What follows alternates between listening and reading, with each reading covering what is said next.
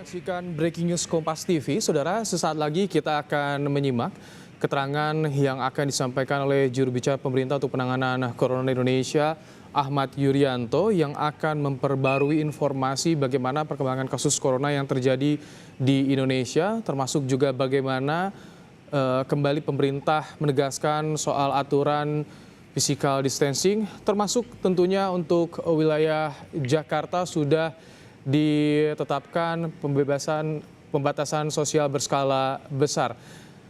Kita simak, ini adalah visual yang kami hadirkan langsung dari Media Center Gugus Tugas COVID-19 di BNPB. Saudara, data terakhir yang kami peroleh, 2.491 pasien positif corona ada di Indonesia, yang sudah sembuh ada 192 pasien. Selamat sore. Pada hari ini saya akan menyampaikan beberapa hal terkait dengan perkembangan terkini respon pandemi COVID-19 yang kita laksanakan bersama-sama dengan gugus tugas percepatan penanganan COVID-19. Kami mengingatkan bahwa penetapan untuk bekerja dari rumah masih berlaku. Di beberapa daerah seperti DKI Jakarta telah memperpanjang kebijakan tersebut sampai dengan tanggal 19 April. Sedangkan untuk aparatur sipil negara masih akan bekerja di rumah sampai dengan tanggal 21 April. Oleh karena itu, mari sama-sama kita patuhi untuk tetap bekerja di rumah, menjaga jarak fisik yang cukup pada saat kita melaksanakan komunikasi sosial, dan selalu gunakan masker apabila terpaksa keluar dari rumah. Gunakan layanan-layanan online yang sudah kita kenal, gunakan jasa kurir yang sudah biasa kita gunakan semaksimal mungkin.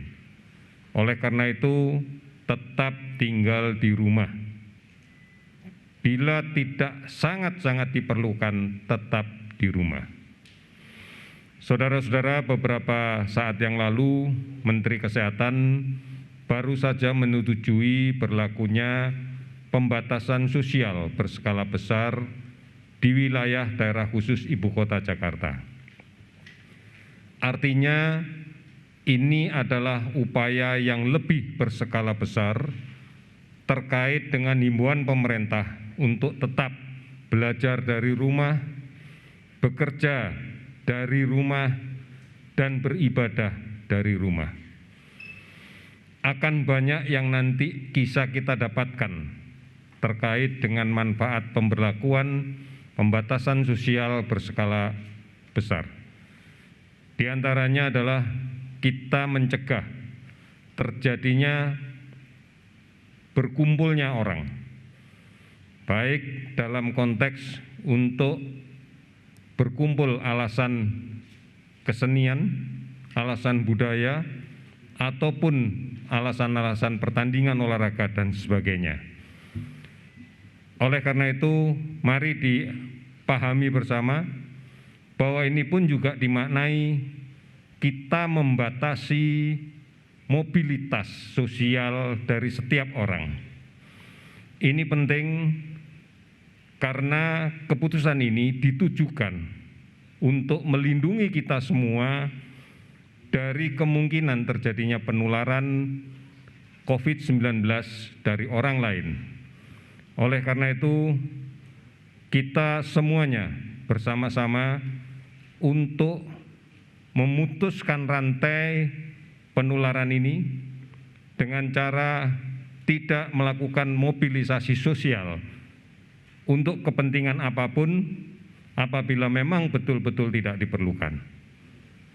Kami percaya sepenuhnya bahwa kawan-kawan jurnalis akan membantu menyebarkan informasi ini secara baik, secara lengkap, tentunya dalam perspektif pemahaman masyarakat secara umum. Tujuan dari pembatasan sosial berskala besar adalah betul-betul untuk memberikan jaminan bahwa rantai penularan COVID-19 ini bisa kita putuskan dengan secara bersama-sama, secara disiplin mematuhinya. Oleh karena itu, silahkan saudara-saudara sekalian, manakala akan bertanya, mendapatkan informasi lebih banyak, termasuk terkait dengan pembatasan sosial berskala besar, kita sudah menyediakan beberapa laman untuk kita bisa buka agar mendapatkan informasi yang benar, baik melalui situs covid19.go.id, hotline di 119, WhatsApp COVID-19 di 0811 33 399 9000 atau di Halo Kemkes di 15500 567 serta beberapa aplikasi online dan layanan telemedicine yang lain. Saudara-saudara, pada tanggal hari ini 6 April sampai dengan pukul 8 pagi tadi kami sudah melakukan pemeriksaan 14.354 spesimen untuk PCR real time. Ini dilaksanakan dari spesimen yang dikirim lebih dari 300 rumah sakit rujukan COVID-19, baik rumah sakit umum pemerintah, rumah sakit BUMN, rumah sakit TNI, rumah sakit Polri maupun rumah sakit swasta. 17.190 relawan medis dan non-medis telah direkrut dan bekerja bersama-sama dalam satu sistem untuk membangun upaya-upaya pemutusan rantai COVID-19 ini. Lebih dari 82,9 miliar telah diterima dari seluruh lapisan masyarakat dalam rangka untuk membantu sesama menyelesaikan permasalahan COVID-19 ini. Tentunya upaya yang kita lakukan ini bukan merupakan upaya yang bisa berjalan sendiri-sendiri. Diperlukan peran serta masyarakat, karena hakikatnya masyarakatlah ujung tombak untuk menghentikan pandemi COVID-19 di tanah air kita. Oleh karena itu, mari saya mengingatkan kembali bahwa menjaga jarak, membatasi aktivitas sosial yang memungkinkan terjadinya penularan COVID-19 ini harus betul-betul kita kendalikan. Gunakan masker, sekali lagi masker untuk semua. Hanya dengan cara ini, maka kita bisa melindungi diri kita sendiri. Apabila kita berada di luar rumah atau di tempat umum, cuci tangan sesering mungkin dengan menggunakan air dan sabun, minimal 20 detik. Jaga kesehatan diri, jaga kesehatan diri, dan kemudian jaga jarak pada saat berkomunikasi dengan orang lain. Mari bersama-sama kita lebih aman berada di rumah. Mari bersama-sama dengan keluarga kita berantas sarang nyamuk, karena ini adalah periode-periode musim pancaroba yang secara klasik akan disertai dengan munculnya kasus demam berdarah yang cukup banyak.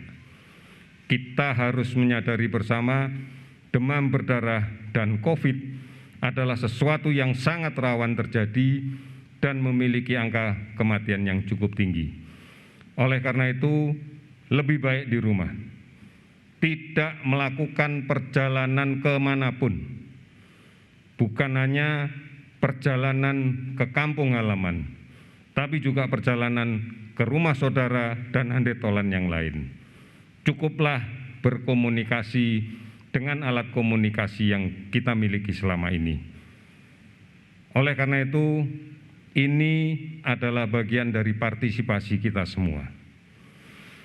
Pada kesempatan yang terakhir ini, saya sampaikan juga update data kasus dari pencatatan yang kami dapatkan dari seluruh rumah sakit yang merawat COVID-19 di seluruh Indonesia pada periode tanggal 6 April pukul 12.00 sampai dengan hari ini, tanggal 7 April 2020 pukul 12.00.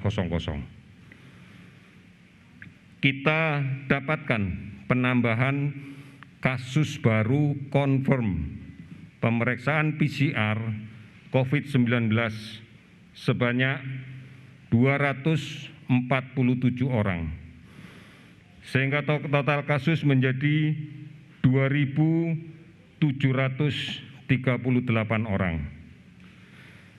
Kasus sembuh bertambah 12 orang, sehingga menjadi 204 orang. Kasus meninggal bertambah 12 orang, sehingga menjadi 221 orang. Saudara-saudara sekalian, gambaran-gambaran yang saya sampaikan pada data hari ini menunjukkan bahwa masih terjadi penularan di luar rumah sakit.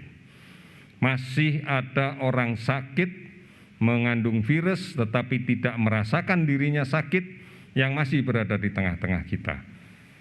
Inilah yang harus segera kita hentikan. Mari kita patuh dan disiplin mencuci tangan pakai sabun dan air mengalir. Mari kita patuh dan disiplin memakai masker. Mari kita patuh dan disiplin menjaga jarak aman. Dan mari kita patuh dan disiplin untuk tetap tinggal di rumah. Patuhi ketentuan-ketentuan tentang aturan pembatasan sosial berskala besar untuk saudara-saudara yang berada di DKI dan sekitarnya. Patuhi semua ketentuan, tidak perlu mempertimbangkan untuk pulang kampung hari ini. Kita lindungi saudara-saudara kita yang di kampung, kita melindungi orang tua kita yang berada di kampung. Insya Allah dengan cara yang seperti ini, maka kita akan dengan cepat bisa mengendalikan laju dari penularan penyakit COVID-19. Mari kita bergandeng tangan, mari kita bersama-sama untuk melindungi diri kita sendiri, melindungi keluarga kita, melindungi tetangga kita, melindungi orang tua kita, melindungi sanak saudara kita yang berada di kampung, melindungi seluruh warga kota kita, melindungi bangsa kita. Saya yakin, kita yakin, semua yakin dan optimis. Indonesia pasti bisa, pasti bisa. Terima kasih, selamat sore.